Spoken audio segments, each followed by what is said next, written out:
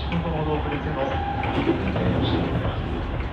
では本日によりまして、次の瀬谷行きについて、おかけを通過待ちをいたします。ご急ぎのところご迷惑し申し訳ございません。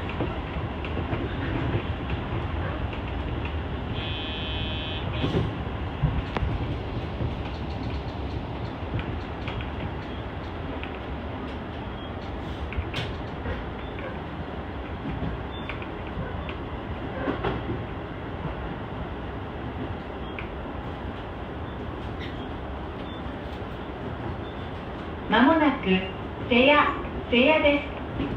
お出口は右側です。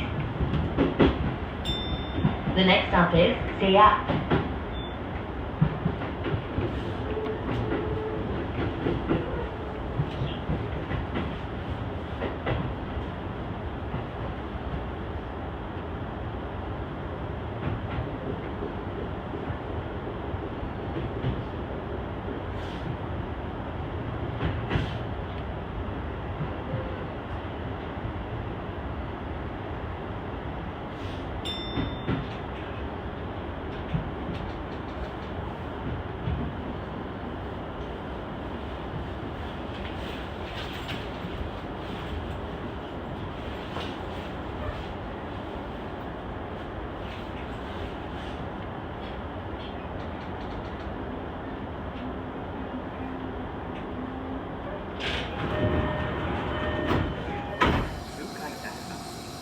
黄色い点字ブロックの内側までお下がりください。